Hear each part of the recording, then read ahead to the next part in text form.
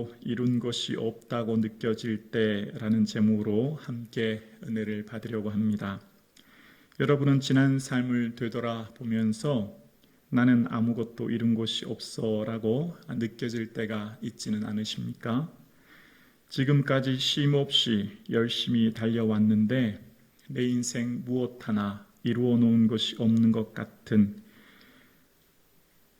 그런 때는 있지 않으십니까? 어느 날 내 삶을 돌아보면 남들처럼 뭔가 제대로 이루는 것이 없다 생각될 때 나는 그동안 뭘 하며 살았나 라는 생각이 들고 마음이 허무해지고 또한 비참해집니다. 그렇다면 여러분, 비참함이란 무엇일까요? 수학자로, 물리학자로, 문학자로 근대 확률 이론의 기초를 세웠던 파스칼에 대한 얘기를 잠깐 하려고 하는데요. 그는 12살 되던 해 유클리드 기하 12번 명제를 풀 정도로 천재 중에 천재였죠.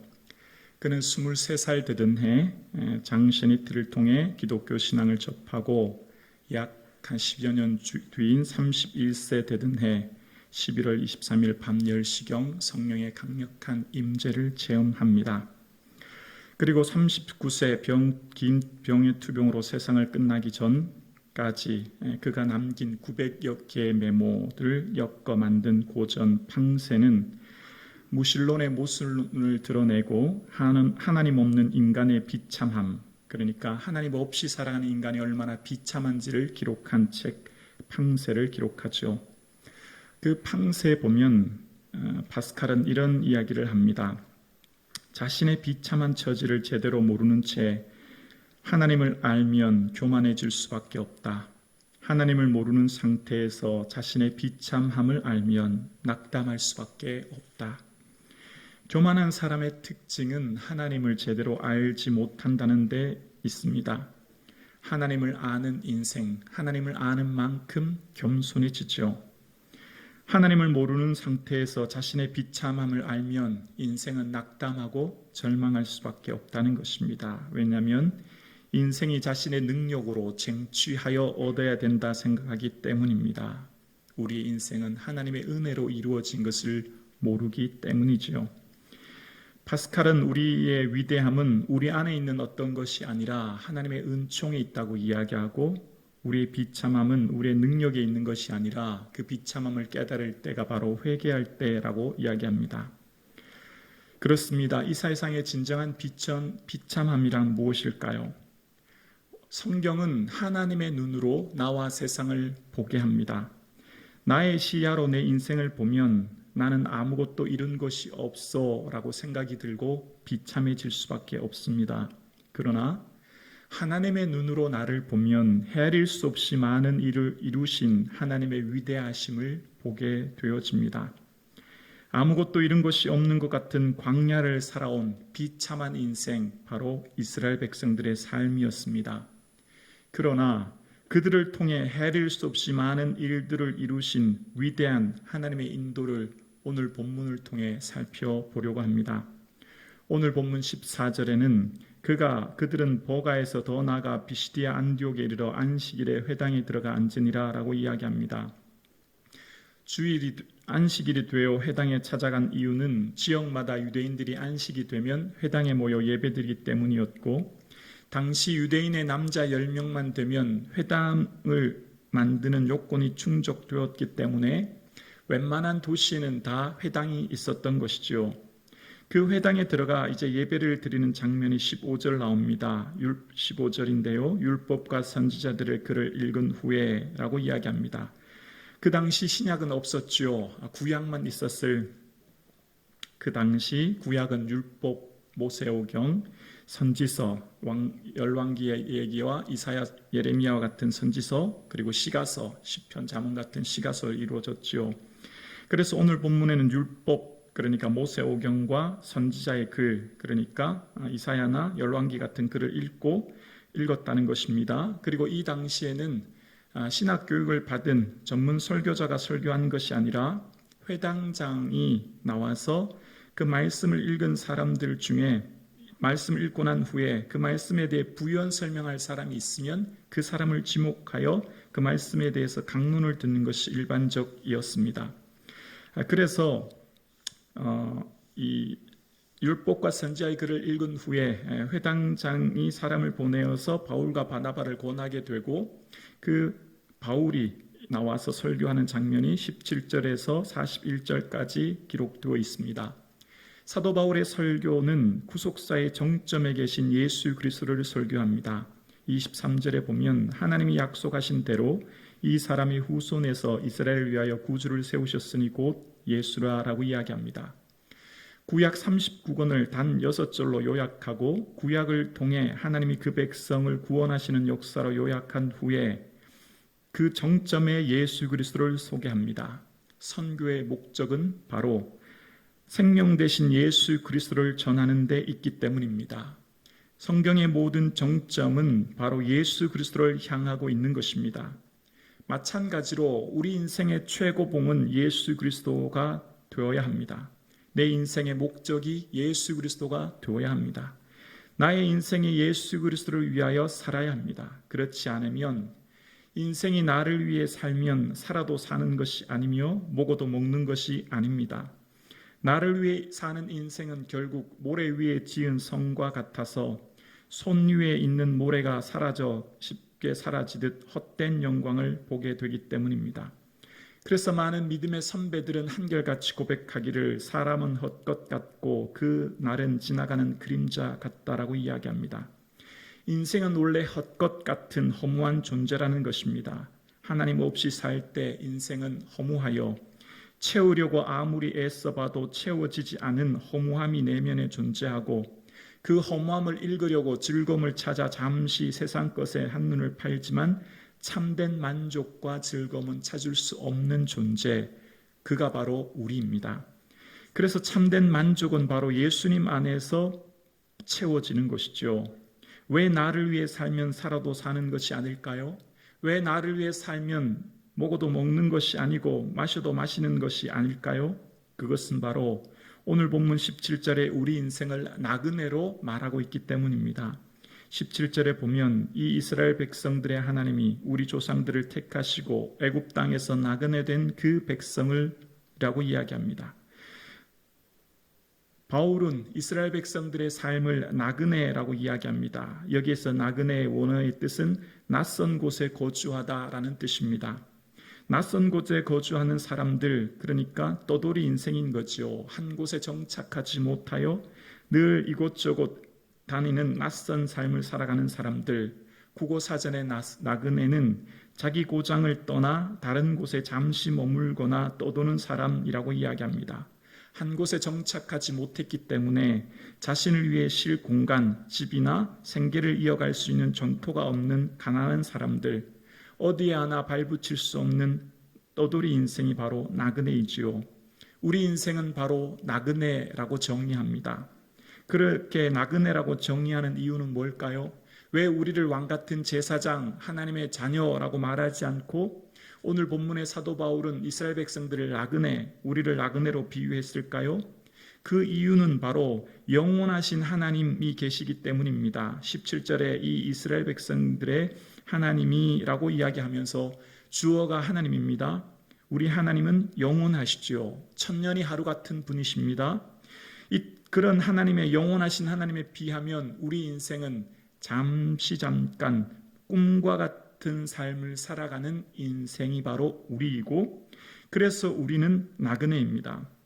영원하신 하나님이 보실 때 폭풍우 속에 내리는 물 한 방울 같은 존재, 바닷가를 거닐 때 우리 바닥을 밟을 때 수천 수억의 모래알 중에 하나와 같은 존재, 그 존재가 바로 우리입니다. 그래서 아브라함도 야곱도 다윗도 모두가 자신들을 나그네라고 소개하고 있습니다. 이 땅에서 인생이 나그네입니다. 여기까지만 보면 우리 인생은 허무해집니다. 나그네와 같은 인생, 무엇 하나 제대로 누릴 수 없는 낯선 떠돌이의 인생이라고 생각하면 비참해집니다. 하지만 하나님이 우리를 어떻게 하셨는지 보면 우리는 위대해짐을 알 수 있습니다. 17절을 다시 한번 봅니다. 이 이스라엘 백성들의 하나님이 우리 조상들을 택하시고 애굽 땅에서 나그네 된 그 백성을 높여 큰 권노로 인도하여 내사라고 이야기합니다. 나그네 된 그 백성을 높이다라고 이야기합니다. 이 높여라고 하는 다른 영어 번역들을 보면 위대하게 만들다라고 번역합니다. 그 사람들을 위대하게 만들었다라고 영어 성경은 번역합니다. 하나님은 비참한 나그네 된 그들을 위대하게 만드셨습니다. 비참한 인생, 떠돌이 인생, 어느 곳에 정착할 수 없는 나그네와 같은 이스라엘을 하나님께서는 큰 권능으로 위대하게 세우셨습니다. 하나님께서는 그들을 무엇으로 위대하게 세우셨냐면 큰 권능으로라고 이야기합니다. 원어의 뜻은 높이 드신 팔이라는 것입니다. 하나님은 이스라엘을 잠시도 땅에 놓으신 적이 없고 늘 품에 품고 계셨고 하나님은 그들을 높이 드셔서 위대하게 하셨습니다. 자, 그런데 우리가 잠시 이해되지 않는 땅이 등장하는데 그들을 위대하게 하신 장소가 어디냐면 바로 애굽 땅이라는 거예요. 다시 17절을 봅니다. 이 이스라엘 백성들의 하나님이 우리 조상들을 택하시고 애굽 땅에서라고 이야기합니다. 애굽 땅에서 이스라엘 백성들을 위대하게 만드셨다는 것입니다. 위대하게 만든 장소가 애굽이라는 겁니다. 애굽은 어떤 곳이었습니까? 그들이 노예로 살았던 곳, 국고성 비돔과 람셋을 지으며 흙이기와 기와 벽돌을 짓기로 농사일로 살았던 삶, 고통의 장소, 비참한 땅, 인간의 한계에 갇혀 매일 고통스러워했던 땅, 그것이 바로 애굽이었고, 그런데 하나님께서는 그 애굽에서 그들을 큰 권능으로 인도하여 위대하게 하셨다는 겁니다. 큰 권능 어떤 것입니까? 홍해의 기적으로 인생의 위기 앞에 행하시는 하나님의 권능을 보게 하십니다. 큰 권능은 무엇입니까? 구름 기둥 불기둥으로 인도하시는 것입니다. 언제 어디서든지 하나님이 함께 하시고 계시다고 하는 임재를 상징하신 것으로 보여주십니다. 큰 권능은 무엇입니까? 십계명을 주십니다. 백성들이 어떻게 살아야 할지, 하나님 앞에 이르는 길이 무엇인지를 가르쳐 주심으로 큰 권능을 보여주심으로 그들을 인도하여 내셨습니다. 비참한 자리, 통곡의 자리, 아픔의 자리 애굽에서 그들을 높이시고 인도하여 내셨던 것을 보게 되어집니다. 사랑하는 성도님, 애굽왕 바로의 절대 권력으로 인하여 가장 절망의 땅, 비참한 땅, 인간의 한계에 갇힌 땅에서 매일 고통스러워하며 살던 이스라엘을 하나님은 큰 권능으로 인도하여 내사 위대하게 하셨습니다. 오늘 예배드리시는 사랑하는 성도님들의 삶의 자리는 어떻습니까? 여러분의 삶의 자리가 절망적이고 비참하고 한계에 갇혀 있을지라도 하나님은 우리를 높이 드셔서 위대하게 만드시는 분, 그분이 바로 살아계신 우리 하나님이신 줄로 믿습니다. 비참한 인생을 위대한 인생으로 높여주시는 소망의 하나님을 바라볼 수 있기를 주의 이름으로 축원합니다. 그런 이스라엘 백성들을 인도하여 내신 곳은 오늘 본문 광야라고 이야기합니다. 18절인데요. 광야에서 약 40년간 그들의 소행을 참으시고 라고 이야기합니다. 여기 참으시고 라고 하는 것에 보면 작은 숫자 2번이 있고 그 작은 숫자 2번 아래쪽 성경 맨 아래쪽 그러니까 난하주에 보면 기르시고 라는 표현을 쓰고 있습니다. 그러니까 참으시고의 다른 표현은 기르셨다는 겁니다. 하나님께서 이스라엘 백성들을 광야에서 기르셨다는 겁니다. 광야, 여기 쓰였던 광야의 원어의 뜻은 황망한, 버림받은, 텅 빈, 고독한 이란 뜻이 있습니다. 하나님께서는 적과 꿀이 흐르는 땅이 아니라 텅 빈 땅, 버림받은 땅, 광야에서 그들을 기르셨다는 것입니다. 이쯤 되면 우리 마음에 의문이 생깁니다. 하나님 이왕이면 마음 편히 먹고 살 수 있는 쉴만한 물가가 있는 가나안 땅에서 우리를 기르시면 얼마나 좋으시겠습니까? 얼마나 좋겠습니까? 왜 이런 텅 빈 고독한 광야에서 우리를 기르십니까? 라고 하는 의문이 우리 마음에 들게 되어집니다. 여러분은 여러분의 삶을 무엇으로 정의하실 수 있습니까? 여러분의 삶이 광야와 같지는 않습니까? 텅 비어 황무한 땅, 버림받아 고독한 땅을 여러분은 오늘도 걸어가고 있지는 않으십니까? 그럴 때 우리 마음에 이런 의문이 들죠. 우리는 왜 이렇게 광야의 시간을, 광야를 걷게 하시냐고. 우리가 이왕이면 가나안 땅, 젖과 꿀이 흐르는 땅으로 마음 편히 쉬고 먹고 마실 수 있도록 하시면 얼마나 좋으련만이라고 하는 미련의 마음이 들지는 않으십니까? 하나님께서는 광야에서 기르셨습니다. 광야에서 기르신 이유를 신명기 8장에서는 이렇게 설명합니다. 내 하나님 여호와께서 이 40년 동안 내게 광야의 길을 걷게 하신 것을 기억하라. 이는 너를 낮추시며 너를 시험하사 내 마음이 어떠한지 그 명령을 지키는지 지키지 아니하는지 알려 하심이라 말씀하십니다. 하나님은 광야에서 그들을 낮추셨다는 것입니다. 아니, 그들은 노예 출신입니다. 무엇 하나 교만할 것이 없는 그들, 인생의 밑바닥 낀 노예 출신은 그들을 하나님은 낮추셨대요. 신분과 위치가 그 사람의 인격을 좌우하지 않습니다. 노예라도 교만할 수 있고 왕이라도 겸손할 수 있는 것이죠. 왕이라도 다윗처럼 겸손할 수 있고 노예라도 이스라엘 백성들처럼 교만할 수 있습니다. 신분과 위치가 아니라 그 사람의 마음에 하나님을 주인으로 인정하느냐 안 하느냐에 결정되어집니다. 그러므로 돈 한 푼 없는 노숙자라도 가장 교만할 수 있고 세계적인 재벌도 가장 겸손할 수 있는 이유가 여기에 있습니다.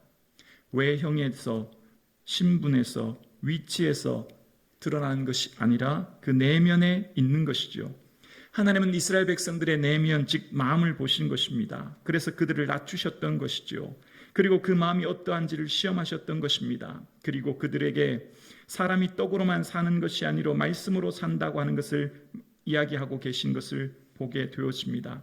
광야의 시간, 이스라엘 백성들 하나님께서는 모든 것을 채우셨습니다. 40년 동안 의복이 헤어지지 아니하게 하셨고 발이 부러뜨지 아니하게 하셨습니다. 그들의 모든 그 필요를 채우셨고 그들의 인생은 먹고 마시는 떡의 문제가 아니라 인생의 실존의 문제는 말씀으로 살 수밖에 없음을 광야를 통해 깨닫게 하셨던 것입니다. 처음 했던 질문 다시 해볼까요? 하나님 왜 광야에서 우리를 기르십니까? 이왕이면 젖과 꿀이 흐르는 가나안 땅에서 우리를 기르시면 얼마나 좋겠습니까? 라고 하는 질문이요.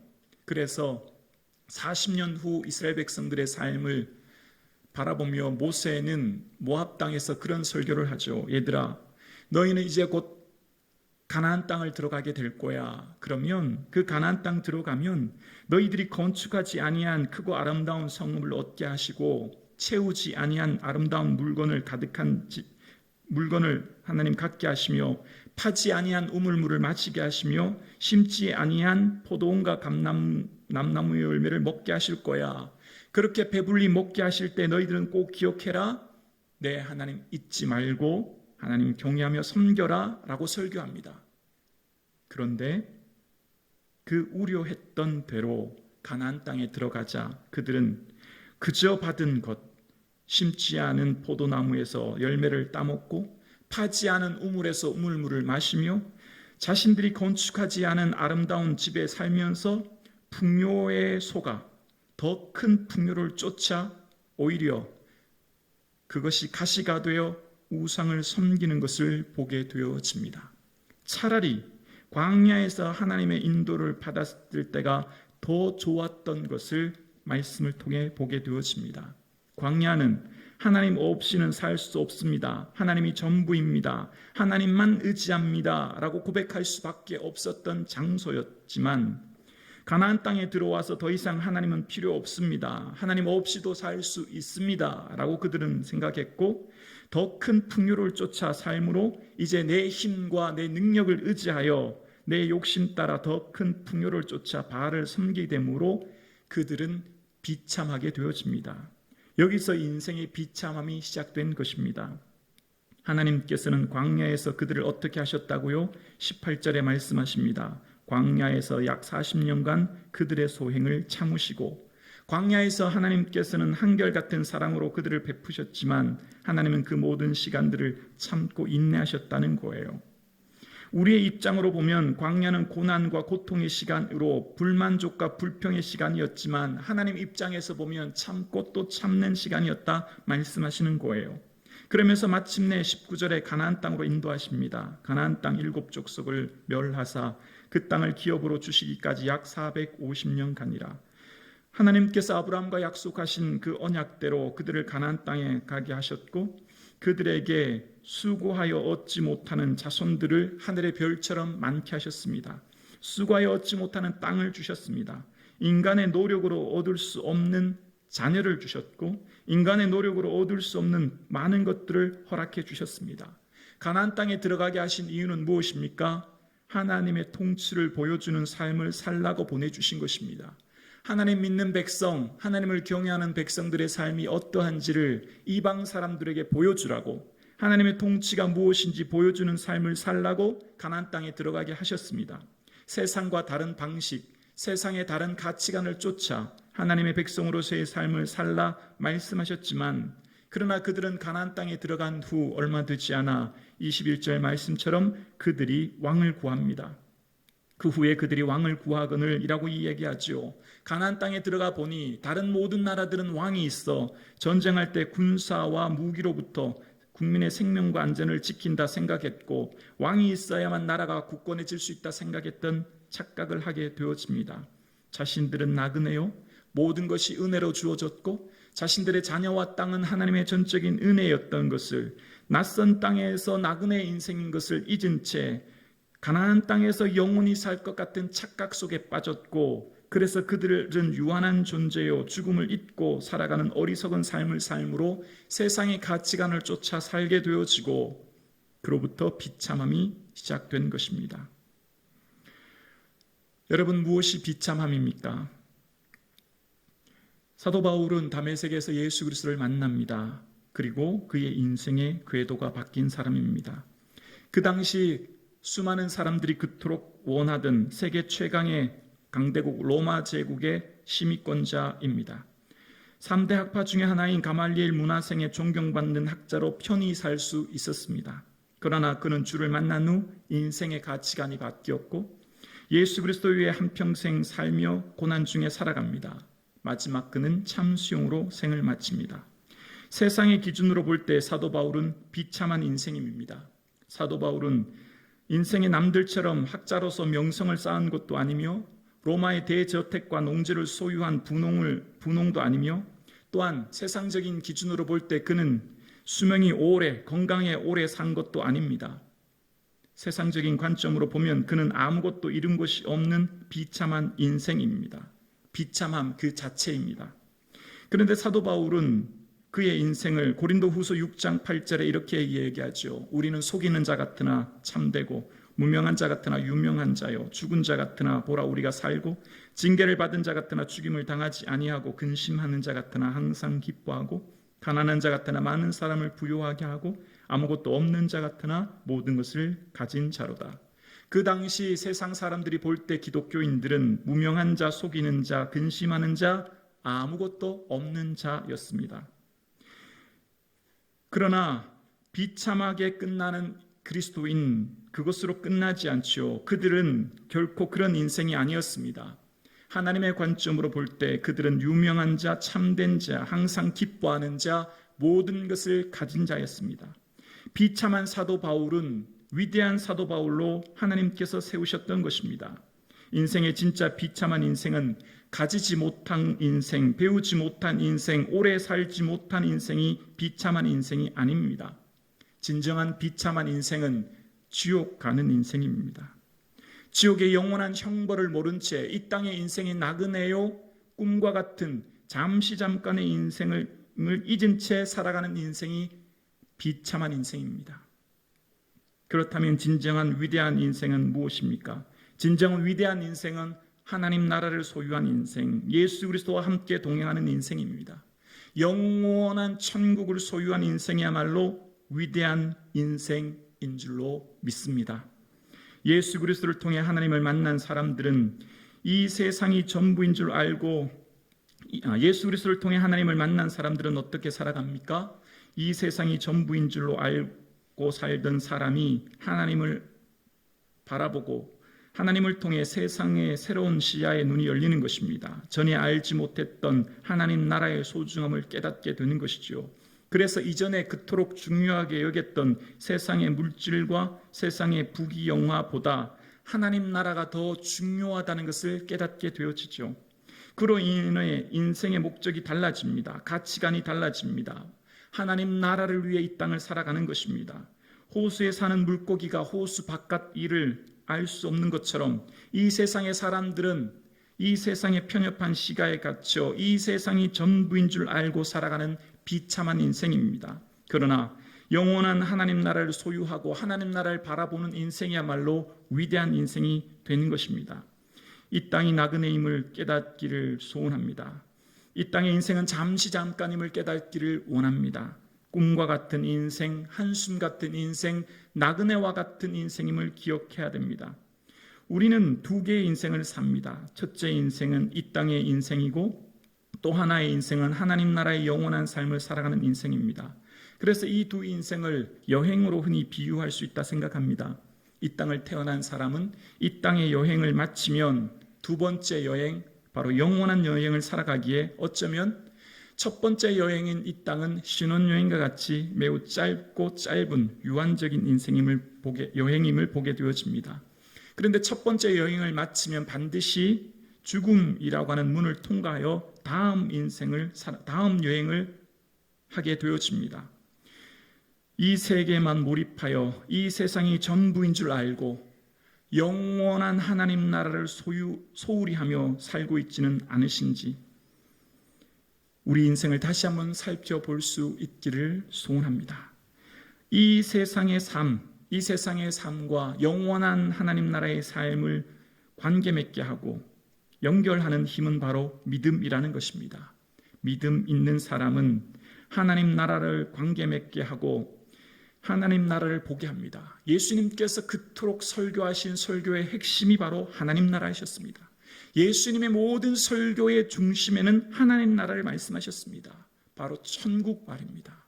천국을 소유하라고 끊임없이 말씀하셨지요. 그래서 믿음은 천국을 보게 하고 믿음은 천국을 경험하게 하고 믿음은 천국을 위해 살게 합니다. 그리고 믿음은 결국 천국에 이르게 합니다. 이 땅의 눈에 보이는 물질 세계만 믿는 사람들은 세상의 기준으로 볼 때 당장 보이지 않은 하나님 나라를 볼 수 없기에 예수 믿는 우리가 무명한 자, 속이는 자, 근심하는 자, 아무것도 없는 자처럼 보일 수도 있습니다. 그러나 그렇게 우리는 비참한 인생이 아닙니다. 보이지 않은 영원한 하나님 나라에 비하면 눈에 보이는 이 세상은 아무것도 아닙니다. 하나님 안에 주어진 영원한 생명에 비하면 육신의 목숨은 한순간 꿈일 뿐입니다.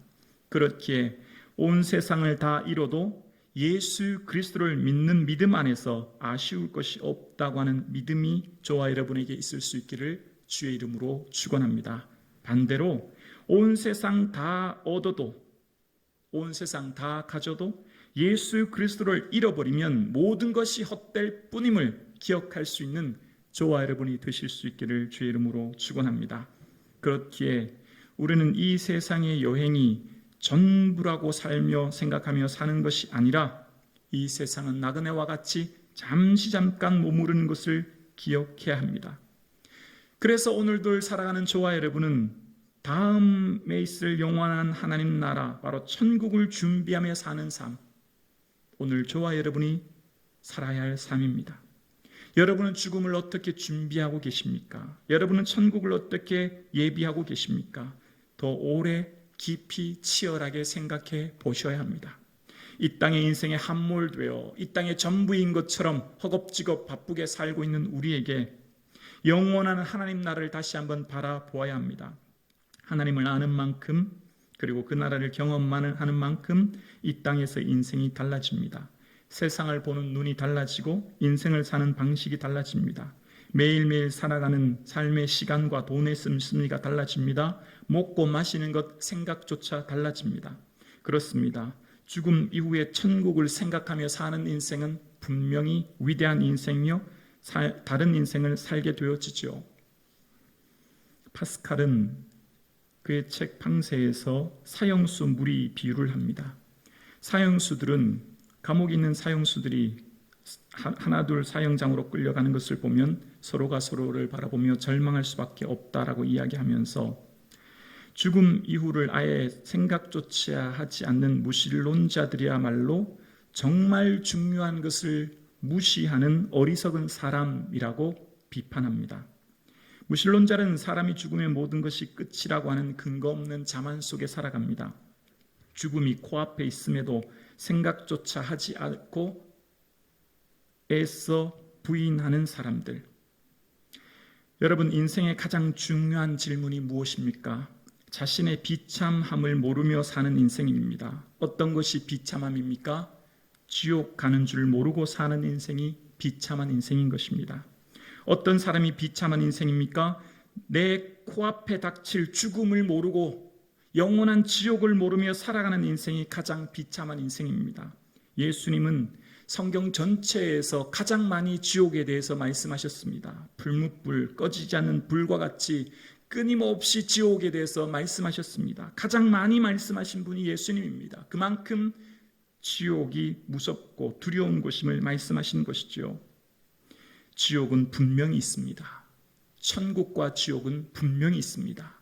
죽음 이후에 있을 천국과 지옥을 믿을 때 오늘 현재의 삶이 달라지는 것이죠. 여러분, 어떤 인생이 비참한 인생입니까? 영원한 지옥이 있음을 모른 채 애써 무시하며 살아가는 인생이 비참한 인생입니다. 어떤 인생이 가장 위대한 인생입니까? 영원한 천국을 소유한 인생, 이 세상이 나그네임을 기억하고 영원한 천국을 바라보며 살아가는 인생이 야말로 가장 위대한 인생인 줄로 믿습니다. 사랑하는 성도님, 오늘도 천국을 준비하며 사실 수 있기를 주의 이름으로 축원합니다. 기도드리겠습니다.